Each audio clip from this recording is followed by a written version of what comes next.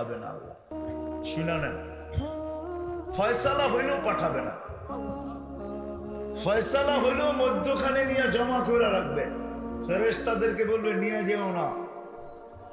আর যদি নিয়েও যায় তো হাতকড়ি থাকবে না, পায়ে বেড়ি থাকবে না, গলায় চিকল থাকবে না। এই উম্মতের চেহারা কালো হবে না, দুযোগীদের চেহারা কালো হবে, এই উম্মতের হবে না। মালিক বলবে এটা আমার কেমন আসামি, হাতকড়ি কোথায়, পায়ের বেড়ি কোথায়, গলার চিকল কোথায়, চেহারা জকজকে। ফেরেশতা বলবে বলতে পারি না, নিয়ে আসতে বলছে নিয়ে আসছি। আল্লাহ জবাব দিবে মালিক আমার বন্ধুর উম্মত, খবরদার। তো জিজ্ঞেস করবে আল্লাহ পায়ে বেড়ি নেই কেন, হাতে চিকল না, হাতে বেড়ি নাই কেন, হ্যান্ডকাপ নাই কেন? যেই হাত উঁচুতে ব্যবহার হয়েছে ওই হাতে হ্যান্ডকাপ লাগে না। পায়ে বেড়ি নাই কেন? যেই পা মসজিদের দিকে হাইটা গেছে ওই পায়ে বেড়ি লাগে না। গলায় চিকল নাই কেন, চেহারা জকজকে কেন? যেই কপাল আমার কুদরতি পায়ে লাগছে ওই গলায় চিকল আসে না, চেহারা কালো হয় না। খবরদার, 3 জায়গায় আগুন লাগাবে না, হাতে পায়ে চেহারায়, বাকি শরীরে লাগায় দাও। মালিক আগুনকে বলবে ধরো, আগুন আসবে। আল্লাহ আমাদেরকে এই উম্মতকে আল্লাহ কলেমা শোনা স্মরণ করায় দিবে। উম্মত জুড়ে জুড়ে কলেমা পড়বে, আগুন ভাইগা চলে যাবে। 1 বার 2 বার 3 বার হবে, তারপরে মালিক আগুনের উপরে লাঠি চার্জ করবে, ধরিস না কেন? আল্লাহ আগুনের মুখ খুলে দিবে, বলবে লাইসা লিসুলতান আলা মান ক্বালা লা ইলাহা ইল্লাল্লাহ মুহাম্মাদুর রাসূলুল্লাহ। এই কলেমা যে পড়ে ওই ধরার ক্ষমতা আমার নেই, তুমি ধরো, আমি পড়ব। তারপরে আল্লাহ কুদরত দিয়ে এদেরকে মউত দিয়ে দিবে। আমাতাহুল্লাহু মাউতাতান। স্বপ্নের ভিতরে যেরকম দুঃস্বপ্ন দেখে মউতের মতো বেহুশের মতো পড়া থাকবে, এর উপর দিয়ে আযাব চলবে, আযাব শেষ হয়ে যাবে, আল্লাহ রাসূলের সুপারিশে বাহির করে জান্নাতে নিয়ে যাবে। কিন্তু মধ্যখানে নিয়ে এক জায়গায় দাঁড় করায় রাখবে, ওই জায়গায় দাঁড় করাবে যেই জায়গায় আলেম উলামা হক্কানি আল্লাহ ওয়ালারা জান্নাতে যাবে, ওই রাস্তায় দাঁড় করাবে। যখন ওইখানে পৌঁছবে তো আল্লাহ সবাইকে বলবে যে যাকে চিনো ধরো। চলে গেল কিন্তু, তো ধরবে, বলবে আপনাকে দুনিয়াতে চিনি, পরিচিত ছিলাম, দুজকের ফয়সালা হয়ে গেছে, শুনছি আপনারা সুপারিশের অধিকার রাখেন, একটু সুপারিশ করেন না। সে যদি সম্পর্ক প্রমাণ করতে পারে তাহলে আলেম ওলামারা বলবে আল্লাহ জান্নাতে যাবে। কেন যাবে না? বলছে এরা আমাদের এলাকার লোক, পরিচিত লোক, সম্পর্কিত লোক, জীবনে একবার হলো আমার সাথে বসে খাইছে, জীবনে একবার হলো আমাকে 1 লোকমা খাওয়ায় দিছে, জীবনে আমার সাথে উঠছে বলছে চলছে। এদেরকে ছাড়া জাহান্নামে যাব, জান্নাতে যাব তো যাব কি করে? যাব না। তো আল্লাহ বলবে যে যাকে চিনো নিয়ে চলে যাবে।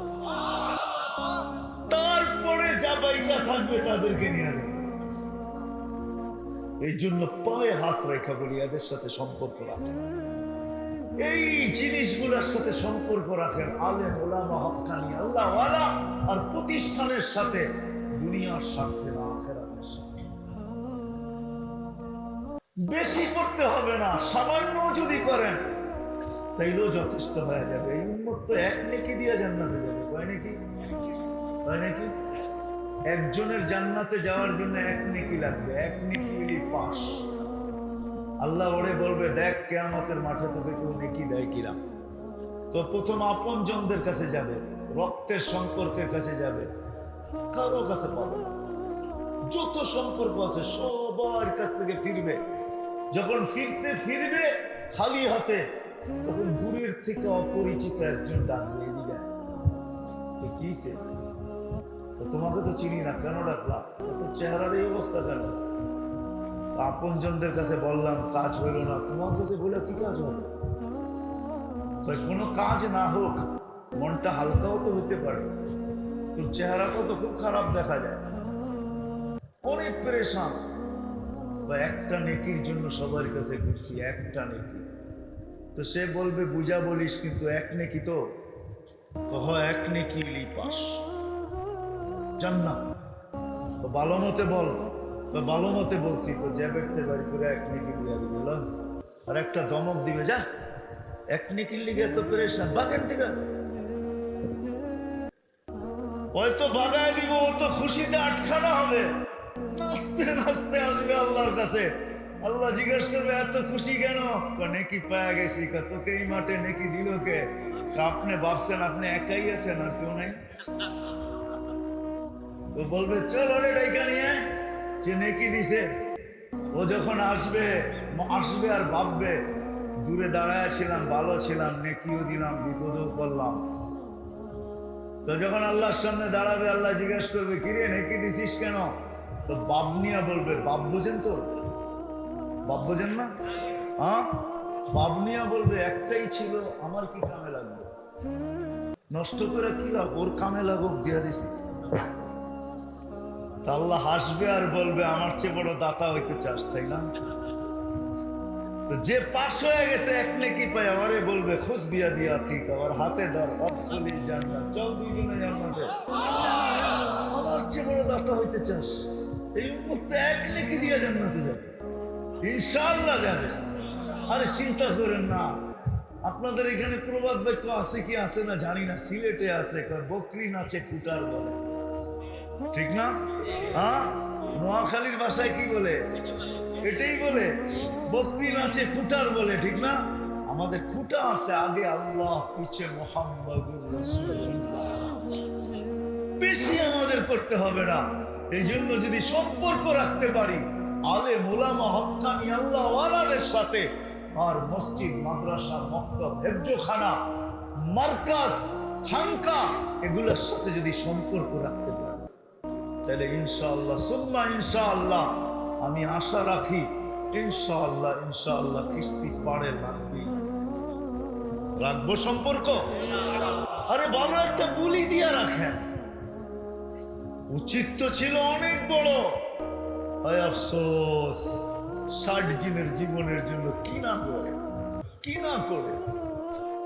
কি না সাজায়। 60-70 বৎসর থাকবে, হাজারো দুনিয়ায় লোক আছে, আমি আপনাদেরকে দেখাইতে পারবো।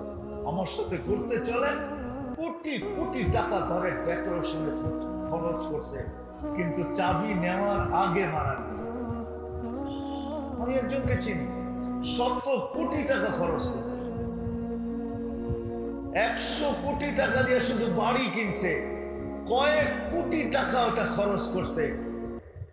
শুধু বাড়ি দেখতে যায়া নিজে গাড়ি ড্রাইভ করে গেছে, গেটে যায়া ব্রেক করছে, স্টপ করছে, এখানে মারা গেছে। দুনিয়ার বহুত মানুষ আছে।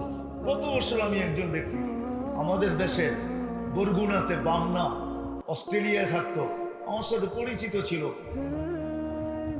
বাংলো বানাইছে বামনাতে, আমাকে বলতেছে শুক্রবার সকালে, হুজুর শুক্রবার সকালে বাড়িটা উদ্বোধন হবে, আপনি তো এই এলাকায় থাকবেন, একটু দোয়া করে দিয়া গেলে ভালো হয়।